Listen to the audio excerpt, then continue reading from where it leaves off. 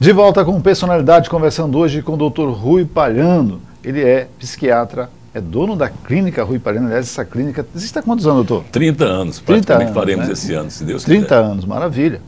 É experiência total. E a gente conversando aqui sobre outros assuntos, entre eles é a formação de médico no Brasil. A gente tem um déficit muito grande da medicina, né, no Brasil. No Maranhão não é diferente. A gente precisa de mais médicos.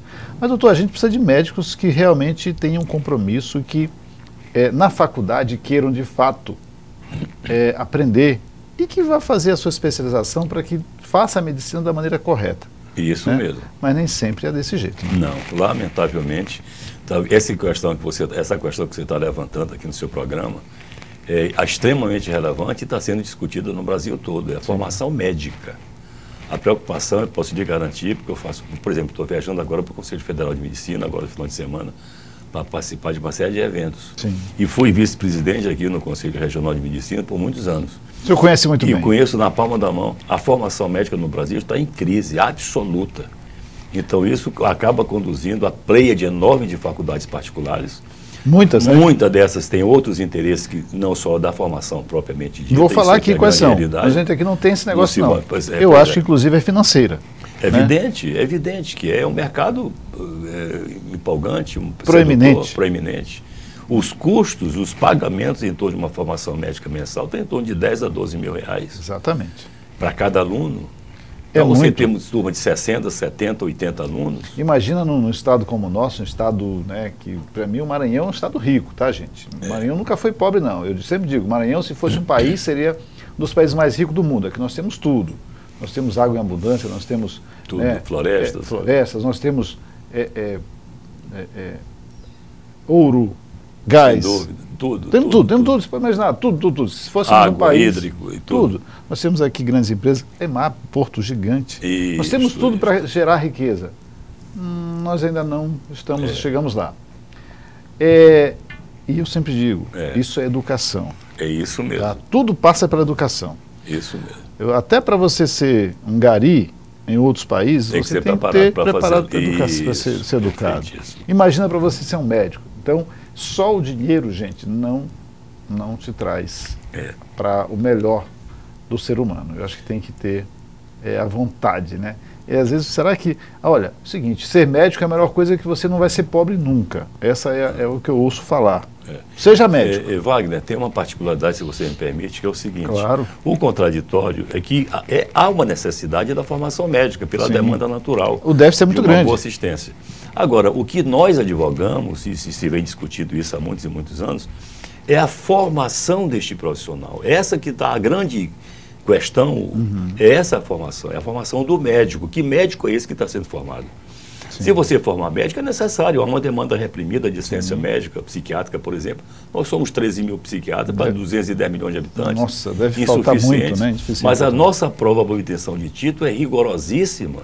Então, essas faculdades particulares e a própria universidade, as faculdades federais, etc., estão formando a contento esse profissional que vai ser lançado no mercado de trabalho, que vão lidar com a vida humana, com a saúde pública, com a saúde das pessoas.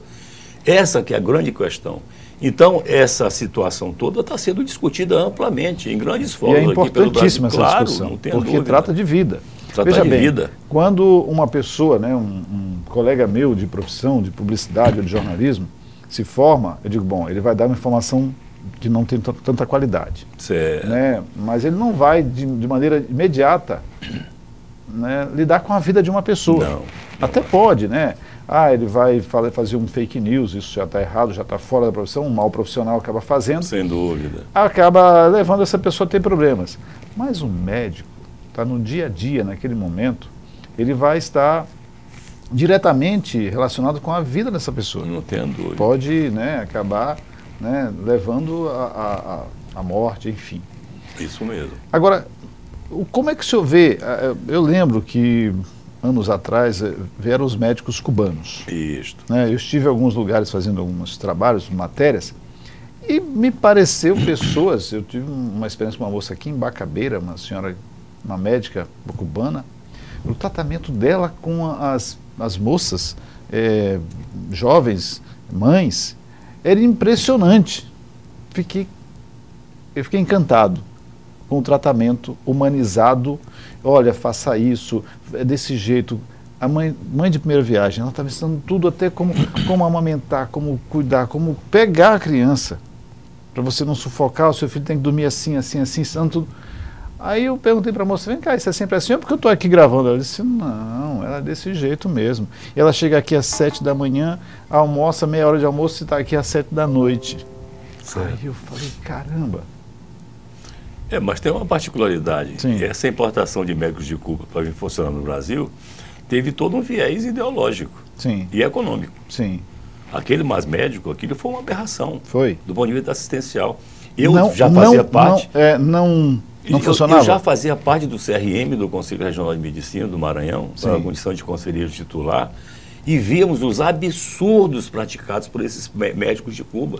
Mas essa revalidação que faz aqui não houve revalidação. Não.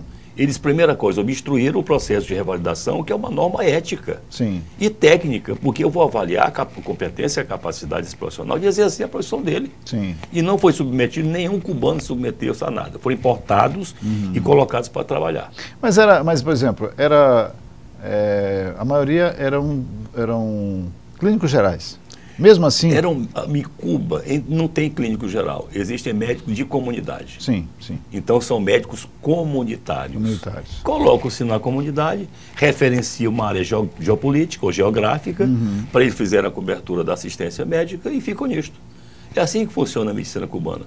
Ao mesmo tempo que você tem os especialistas, tem lá os grandes cirurgiões, neurocirurgiões, enfim, todo mundo. Os que vieram para cá com certeza não eram... Eram médicos comunitários. Então, e outra coisa, romperam com as normas institucionais, que não fizeram o revalido. Então, acho que só atrapalhou, não ajudou, por exemplo, o município lá no Amazonas, que não tem médico de jeito nenhum, encontrou um médico que estava de interesse lá. Mas nós tínhamos contingente de médico para importar, por que não colocaram o brasileiro? Tínhamos. Sim. Ainda tem isso? Tínhamos que ter. As cidades, grandes cidades brasileiras, elas são abarrotadas de médicos, ficam concentradas, porque não tem acesso a regiões periféricas. Ou não querem ir.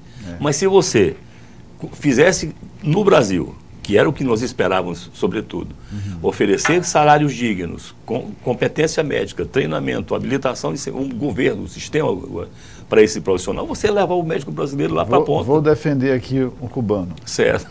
Fazer aqui o advogado do outro lado. Numa determinada cidade aqui do Maranhão, eu estive lá também. Certo. E vi um senhor médico cubano lá, e ele ganhava, acho que 10 mil por mês. Ele ficava todos os dias da semana atendendo todo mundo ali, todo tipo de atendimento. E o médico de São Luís ia lá 1 ou 2 vezes por semana. Certo. Não, estava programado na escala para ir 1 ou 2 vezes por semana. Certo. E ele não aparecia. Mas ele ganhava o médico não ia? Não ia. Ele ganhava 20 mil. Certo. Mesmo sem ir. Não, porque a semana não veio, semana que vem ele compensa, ele chega aqui mais cedo e fica 2 horas a mais, compensou que ele não veio e tal, não sei o que, não sei o que. Aqueles papos, jeitinho brasileiro. Certo. E aí eu digo, caramba, pelo menos tem um médico cubano para fazer essa parte aqui que não está sendo. É um absurdo isso que você está descrevendo. Porque eu vi pessoalmente. Plenamente com você, eu acho que é um absurdo isso. Esse médico deveria ser responsabilizado por descompromisso de função. E se houvesse uma denúncia desse médico, ele seria penalizado pelo conselho. Tem muito aqui. Tem muito. Eu estou lhe dizendo, eu passei 20 anos nesse conselho de medicina, e o que mais assistia era sendo processos éticos contra médico aí, sobretudo no interior, por descompromissos. Agora, o que acontece? A pessoa passa um mês para ter uma consulta, e no dia da consulta, o médico não apareceu. Pelo amor de Deus.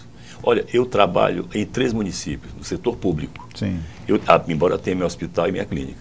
Eu trabalho em Santa Inês, trabalho em Alto Alegre do Pindaré e trabalho em Najatuba. Também eu estou com 16 anos, mais ou menos, tudo pertinho.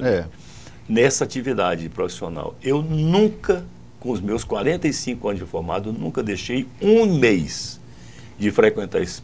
Porque, imagina, eu fico aqui na cidade, vou para Alto Alegre do Pindaré, e chego lá, tem centenas de pessoas que estão me esperando, ou dezenas de pessoas, vindo do interior, que pagaram o preço de transporte, e o médico não vai trabalhar. Não vai. No mínimo é irresponsabilidade. Então, um médico desse, no meu entendimento, deveria ser levantado uma questão técnica. Nós vamos para o intervalo e eu quero falar de um assunto que está me coçando aqui demais. A doença moderna que a gente está aí, né, preeminente a ver acontecer, espero que não aconteça essa doença, certo. porque espero que a gente tome providências urgentes, que é ver os jovens, e até adultos mesmo, naquela ânsia do celular o dia todo. Eu vi uma live sua, achei muito interessante sobre esse assunto. Eu quero chamar um intervalo e na volta eu quero tratar desse assunto logo de cara nesse assunto, porque eu acho que é muito importante a gente conversar. Perfeito. E você de casa, que tem filho, né, você que tem adolescente em casa, perceber isso, porque pode gerar um problema mais grave lá na frente, né? A pessoa de repente não poder ficar 10 minutos sem o celular, vai tomar banho, durante o banho tocou ali, ela vai olhar para ver, meu Deus, é quase uma anomalia, né, gente? Já, após o intervalo, conversar com isso aqui com o doutor Rui Palhano. Já.